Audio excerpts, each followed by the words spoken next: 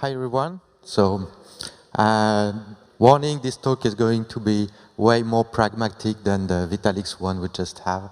My name is Gilles Fedak, and today I'm going to present you how can we build a trusted and decentralized and privacy-preserving Oracle in less than 5 minutes. That sounds a little bit like magic, but actually it's not. This is a new product we are launching that will soon launch. It's called the Oracle Factory, and I will introduce you during this talk the main features and how it will look like. So first, some recap about what is iExec. You may know about the project, maybe you don't. So at iExec, we are building a decentralized marketplace for computing resources. So this is a marketplace where one can, in turn, monetize their servers, their applications, or their data sets. And here, the keyword is really decentralized, so you can think it as a sort of Airbnb for servers, but of course, without Airbnb, these are the actors in the marketplace that directly interact in a peer-to-peer way without any central authority. So a couple of words about the company. We are located in Lyon. We did our ICO in April 2017, so we released the RSC token at that time. We are at the moment about 25 people, and we are growing a lot. So if you are interested in the project, I really encourage you to come and visit our booth, to come and visit our website and see if there are positions open where your talent and skills could be a good fit. So now let's talk about Oracle. So Oracle, it's really a central piece of software in decentralization. The role is very simple. It basically connects the blockchain, which is a closed world, to the rest of the World Wide Web. And so the role of the Oracle is very simple. Basically, it takes one information at the website and put that information in a smart contract deployed on the blockchain. And so there are many use cases for that, of course. The most well-known Oracle are price feed. So typically in a price feed, you will find the price of Bitcoin in dollars, and such kind of information, when it's on-chain, can be used by many other DeFi applications. Of course, there are other use cases, such as, for instance, random generator for gaming. And why is that? Just because as the blockchain is deterministic, having pure, really actual random numbers on blockchain is considered a difficult challenge. And so the question now is, what makes a good Oracle? So the first challenge is really about trust. Okay, I have the price of Bitcoin in my smart contract, but I need an extra mechanism or extra information available on-chain that tells me that this price is the correct price, and it's not, a random price that goes against my policy of security or my policy of trust. The second challenge is that we don't want to build Oracle only for public information. We also want to access private information or information that requires credential to be accessed. And in this case, the question is, how do I provide those critical information, for instance, an API key, to the Oracle infrastructure, and while keeping this information secret from the Oracle infrastructure? And finally, the last challenge is about this: how independent can I be with respect to the Oracle infrastructure? So for instance, can I be able to use several data sources? Can I be able to update the information by myself, or should I rely on the Oracle infrastructure? So at iExec, we used to already address this issue of Oracle. So in the past, we worked with Kaiko. So Kaiko is a French company doing market data. They basically connect many exchanges and scan their order books and decide of what is a kind of average Bitcoin price over several exchanges. And so in the past, we have delivered a price feed Oracle with Kaiko. So Kaiko here is considered as a trusted data source. And this particular Oracle, Kaiko plus iExec, you are basically certain that what you have on-chain is the actual Kaiko data. Another example that we did was sort of a tutorial or a demo about how do we build a decentralized and trusted oracle. So if some of the concepts during this talk are a little bit obscure to you, I really do encourage you to try this demo, and probably it will make things really clear for everyone. So now the Oracle, the iExec Oracle factory. So based on those examples, what we did is that we had the intuition that there was a different way to build Oracle using the iExec stack, and what we did is a sort of survey amongst Ethereum developers to really understand what were their requirements when they have to deal with Oracle, okay, when developing, for instance, their DeFi application. And so based on that survey, we launched this concept of Oracle Factory, which we think satisfies most of their needs. So first thing we wanted to have is really an easy way to develop and deploy Oracle. And that's actually the case. I will show you that later. But basically, you have a graphical user interface. You just have to provide very few information. It doesn't require any strong developer skill. It's an Oracle that is trusted, and for that we rely on several technologies, one being the proof of contribution consensus protocol, which is a consensus protocol for doing off-chain computing, plus trusted execution environments. It's decentralized in the sense that you can provide many trusted data sources, and anyone can update the data update the Oracle at any time. And one of the key features, I think, is about confidentiality. It means that you can provide some confidential information, some, for instance, secret API keys, and the Oracle infrastructure will never know about that. I will show you that later. We're using, for that matter, something called end-to-end encryption. So the Oracle factory, it looks like this.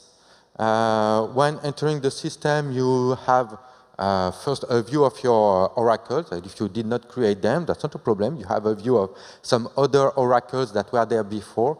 We call those oracle preset oracles, so they are already predefined, and somehow you can customize them and make them work. So for instance, you have a price feed, and you would go on that price feed oracle, select a specific pair you are interested in, and then you can trigger the update, and you can then verify in the blockchain that this oracle is working. But that's not probably what developers want. What they want is to actually build their own oracles. And so here is the interface to build your own oracle.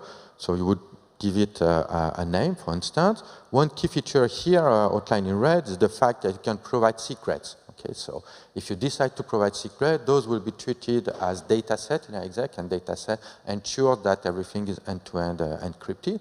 And plus, additionally, it will be your oracle will be exposed as an NFT. So configuring the actual oracle is pretty simple, and basically you have to define the API endpoint. So that's basically giving the URL to access the information. You have to inform about what are your API keys and some other information. Then you have, so usually the result of the API call is a JSON, so you can browse this JSON to explicitly say, I'm interested in that information, and then everything else will convey this information, you basically select it, to the blockchain. So that's very simple. As you see, it doesn't even require any specific code. And here is an example. So it's the Bitcoin price, and you have the configuration here. And additionally, of course, we also give the Solidity Code as a tutorial so that you can access that information that was provided by the Oracle. So how does it work? Actually, the Oracle factory is based upon the iExec stack, so the decentralized marketplace. So I'm going to briefly describe this. So iExec, it's a decentralized marketplace for computing resources. It works this way. We have providers. So providers can be data providers, can be application providers, can be cloud providers. And when they want to sell the usage of their resources, finally, they create some orders. An order says, OK, I own this data, I know I'm willing to rent this data somehow, and this is the price, and these are the applications that are allowed to use those data, and so forth. Okay, so we call that market orders. And conversely, you have requesters, and those requesters are going to buy the usage of those resources, so data, machines, or application. And the iExec stack basically manage everything, everything, so transferring secrets, provisioning computing resources, moving data around, etc., etc. So one central thing here is the proof of contribution. So this is a consensus algorithm that verifies on-chain that an off-chain task was performed correctly. So how does it work? Basically, once everybody, once we have the 4 orders that match, it means that everybody is okay to work together. We call that a deal. The deal is sealed on-chain by a smart contract that verifies that everybody was the correct owner of the specific resources. Once a deal is sealed on-chain, then the consensus can start. It also means that the workers, what we call the workers, are the machines that are going to compute, will start compute. Once everybody agrees to work together, it also means that we can deliver the secrets to the enclave. Of course, we verify that enclaves are correctly working together. And at the end of the computation, we have a result. The result goes back to the proof of contribution protocol. I mean, not the result, but the hash of the signature of the result, of course, obviously. And so here, the proof of contribution protocol does a lot of verification. Can I assess that it was executed within an enclave? It manages reputation. It also manages stake, proceed with the payment, etc., etc. So that's really an important piece of software in the sense that because this is working on-chain, it's also how do you eventually verify the trust that you assume from your computation. So as I mentioned, we are heavily relying on trusted execution environments. So this is a feature that is proposed by the processor. Actually, it's something that is included in the processor. So very briefly, how it works, it's a segment of memory which is encrypted and which is only decrypted within the processor. So it has several very important properties for us. One is that thanks to this feature, the application, we can make sure that the application that was supposed to be executed is the actual one that has been executed. That's first. Second, we also have a proof that the execution happened correctly and no one has been able to tamper with the execution. And finally, one very important feature is that all the secrets that will be conveyed to this enclave will remain confidential, will remain secret, even to the owner of the machine. So iExec is also, this Oracle factory is also implemented on top of a new version of iExec that we call iExec v6. It has very important feature, in particular the fact that we are running the enclaves in what we call production mode. So this production mode is actually an Intel feature. We also have several upgrades of the middleware that are very important for making the system more scalable and more reliable. So what's next about this Oracle factory? At the end of the year, probably, or beginning of next year, there will be the second version of the Oracle factory. We're already thinking about some updates that we are considering super important. First, there will be monetization of oracles. So that means that people building oracles, thanks to this Oracle factory, will be able to run their oracles. So there will be a dashboard so they can see how much money did they make renting their oracle. We are also working on what we call cross-chain oracles. So what is that? It's basically you had the oracle working on the iExec sidechain, and thanks to that, you will be able to send the result not only to Ethereum mainnet, but also to sidechains such as Binance Smart Chain or Polygon or whatever. And probably something that was really asked by the community is that we will offer people a chance to participate to the computation induced by the Oracle Factory. It means that anyone with a computer, provided the fact that it has the SGX feature, will be able to connect to a public worker pool and execute those tasks and be rewarded for the execution of the task. As you can imagine, there are a couple of research issues around the oracles. We are starting a new collaboration with a new academic collaboration with a joint lab called the Red Chain Lab. It's a joint lab between LIRIS, which is a computer science lab in Lyon, and University of Lyon, INSA, and CNRS, and iExec, of course. It's led by Sonia Ben Mokhtar, who is research director at CNRS. And we are going to have 4 PhDs starting in this joint lab. So 2 of them starting probably fall 2001 that are directly related to some research topic around the Oracle topics. One is about interoperability and scalability in blockchain, so that's typically cross-chain Oracle. And the second one about decentralized secret management service. So it's basically all these secrets you are providing to the Oracle Factory. How are we going to store them in a decentralized, secure way and reliable way? Okay, so to conclude this talk, the Oracle Factory is scheduled to be launched in September. We already have many parts working. There will be several marketing campaigns that will promote this Oracle Factory.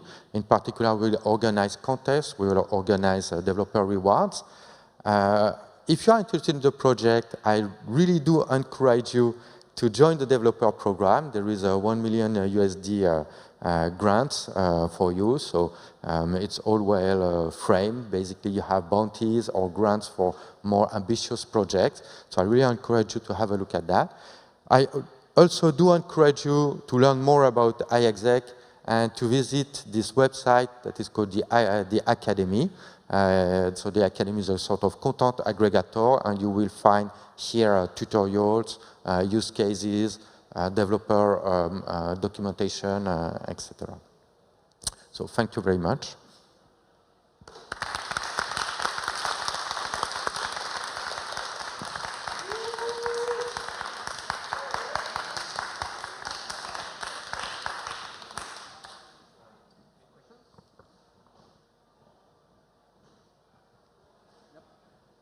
No question. Thank you. You take care of the ones up there.